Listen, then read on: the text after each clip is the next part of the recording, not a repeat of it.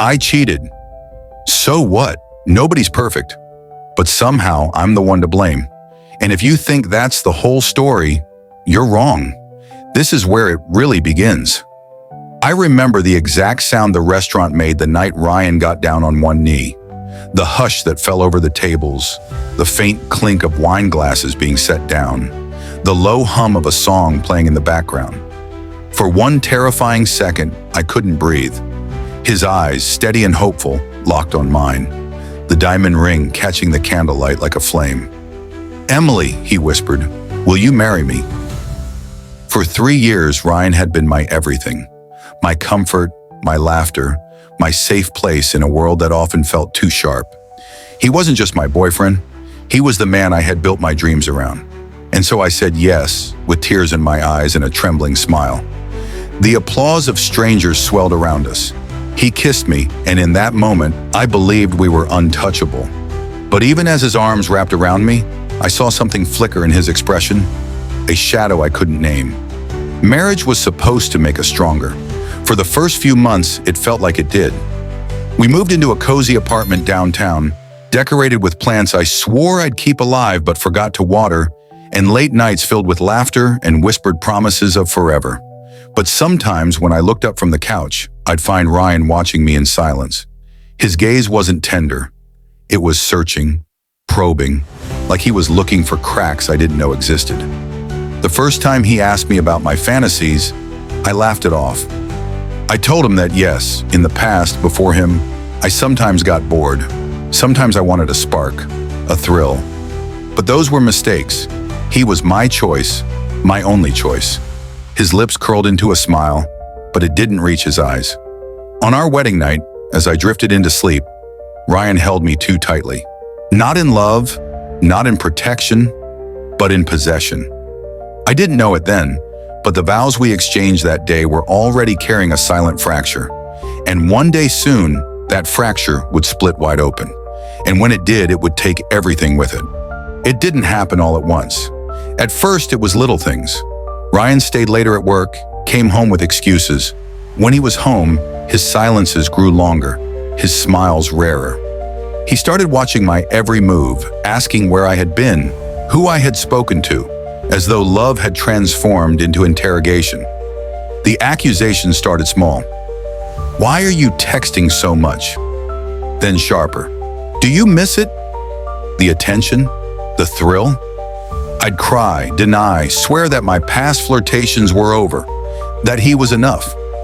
But nothing I said seemed to soothe him. One night, as rain hammered against the windows, Ryan cornered me in the kitchen.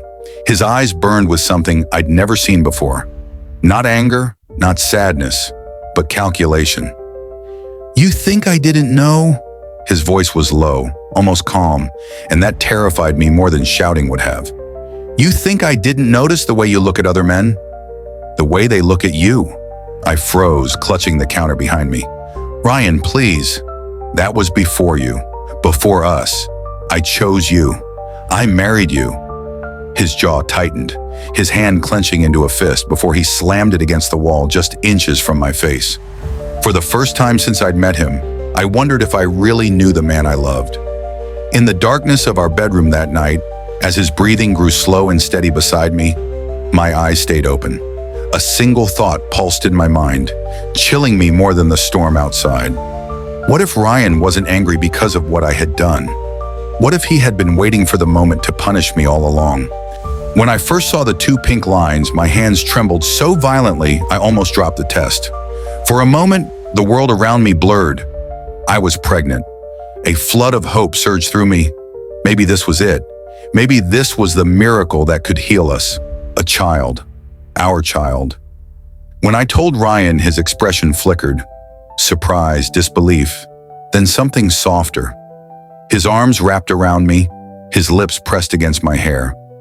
For the first time in months, I felt him hold me without accusation. "Maybe this will change everything," I whispered into his chest. For a while it did. Ryan was attentive, careful, even tender. He came with me to doctor's appointments, pressed his ear against my belly as if listening for whispers from the baby inside. At night, he stroked my stomach and murmured promises of being a better man, a better husband, a better father. I clung to those moments like a lifeline, but the cracks weren't gone. They hid beneath the surface, waiting. Sometimes I'd catch him staring at me, his eyes sharp and unreadable. Sometimes his questions returned, laced with suspicion. One evening, 7 months pregnant, I waddled into the apartment after my checkup. The place was quiet, too quiet. The couch cushions were out of place, his jacket gone, his shoes missing from the door. "Ryan?" My voice echoed through the silence. No answer. I searched every room, calling his name, but he wasn't there. His toothbrush was gone, his cologne missing. He had left. The truth hit me like a knife to the chest. The man I loved, the man I had promised forever to, had walked away. Not just from me, but from the child I carried. That night, I sat on the kitchen floor, hands wrapped around my swollen belly, sobbing into the emptiness. And yet, beneath the devastation, another thought clawed its way forward, sharp and undeniable. If Ryan wasn't here for me now, could I ever trust him to come back? The day labor came, I was alone. Contractions ripped through me like waves of fire, each one stealing my breath.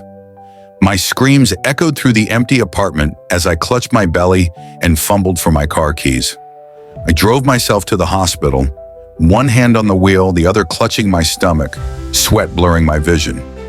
Nurses rushed me into delivery, their voices urgent, machines beeping around me, the sterile smell of antiseptic filling the air. Hours passed in agony until I heard it. A cry, a sharp, beautiful cry. My son. The weight of him in my arms erased the pain for a fleeting moment. His tiny fingers curled around mine, his chest rising and falling in fragile rhythm. Tears streamed down my face as I whispered, "I'll protect you, no matter what." But before I could even begin to process the enormity of it, I heard a voice I thought I'd never hear again. "Emily." "Ryan." I turned, heart slamming against my ribs. He stood in the doorway, eyes locked on the baby in my arms. He looked exhausted, disheveled, but his gaze burned with something fierce, something territorial. "I came to claim what's mine," he said, stepping closer. My throat tightened. "What are you talking about?" "You left me. You left us." His lips curled into a bitter smile. "I never left for good. I wanted to see if you'd finally learn, if you'd stop betraying me in your mind. This baby, he's mine. He's proof you still belong to me."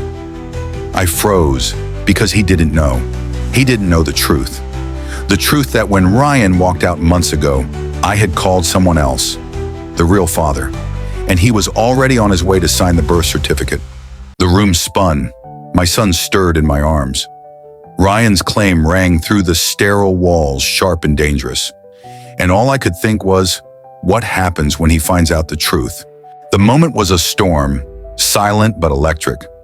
Ryan stood inches from me, his hand reaching for the baby. My heart pounded so violently I thought it might shatter my ribs. Then the door opened again, and he walked in. The real father. His face tight with concern, his eyes dropping instantly to the child in my arms. "Emily," he said softly. "I'm here. Let's sign the papers." Ryan froze. His head snapped toward him, then back to me. I saw it, the exact second the truth hit.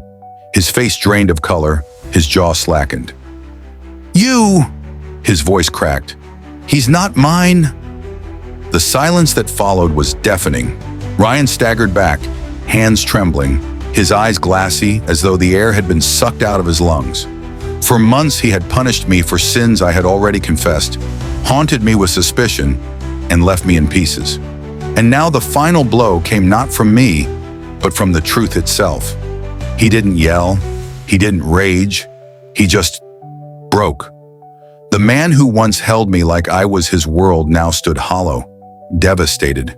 And in his silence, I felt something I didn't expect. Pity, because I realized then that Ryan hadn't just lost me. He had lost the future he thought was his, the child he had imagined raising, the family he believed was his redemption, and there was no coming back from that. He turned toward the door, his voice barely a whisper. "I've lost everything." Then he was gone. I held my son tighter, tears streaming down my face as the weight of it all crashed down.